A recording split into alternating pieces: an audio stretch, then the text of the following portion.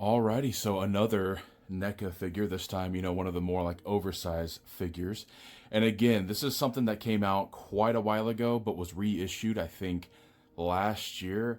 I can't recall if this is the reissue or not, but the guy I had bought it from, he was selling it for, God, 60 bucks, something like that. I mean, on Big Bad Toy Store, it was like 130 bucks or more. So, I mean, 60 bucks came with a box, which, again, I don't have. I just don't have space to keep all the boxes. But I was, kind of hard to pass up a deal like that.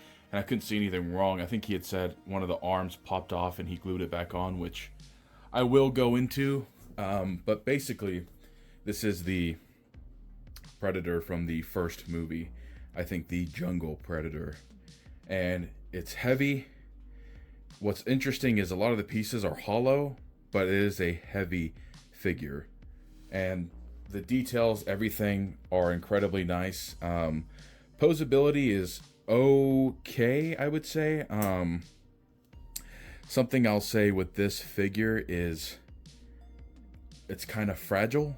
And it seems to have some kind of problem standing because I've consistently tried to get it to stand on its own, and I had an incident about a year ago where it just toppled forward, and then it knocked down a bunch of my other shit, and I had it at the top of my shelf, which you can see right behind here.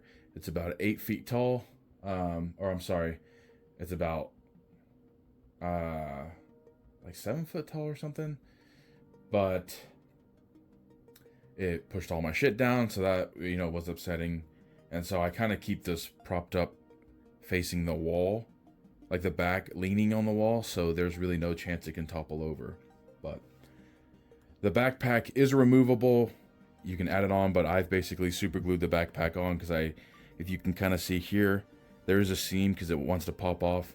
I've super glued the plasma caster's arm to the backpack because right here, it can't hold the plasma caster up.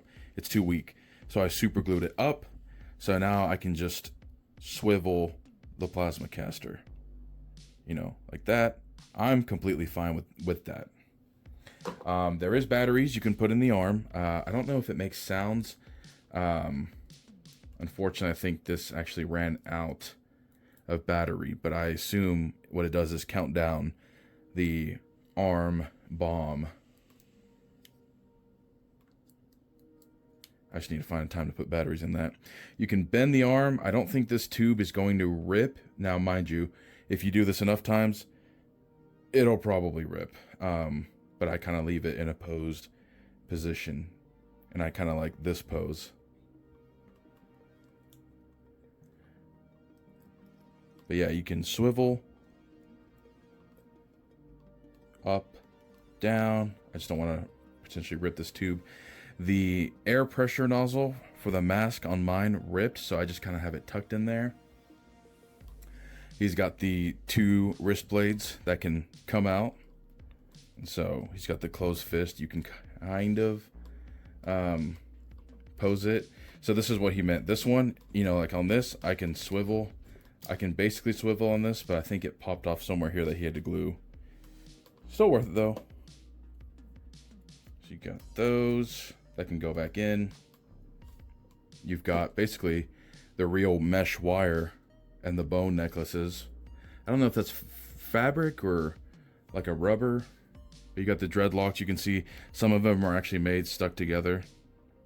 But they didn't hold back on any of the details, as you can see. Like all the paint, everything. It's got that grimy look on the metal, the skin. It's actually got like, the 3D like ridges and everything. The skirt. You've got the leg armor. The feet can go kind of. I wouldn't even know if you can consider that articulation, but straighten the leg, bend the leg. It can swivel. So here's another thing. It can swivel here, but on mine it popped out when it fell.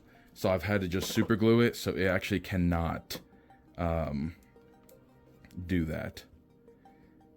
And see, what happens is, I'm worried it might happen. See, it's so top heavy and front heavy that if you do not perfectly stand this up, it's going to consistently keep falling. So I really do hate that. But everything else looks nice. And it would be kind of cool if it came with an alt head, considering the price they're asking for. Because this just pops off and it's just a hollowed out head, as I found out, because the head also popped off. But you can't even really tell. I mean, it's good enough that you can't see any of the seams or anything. But yeah, I basically leave it in a pose like this, kinda.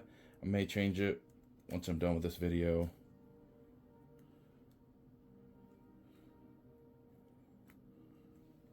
Basically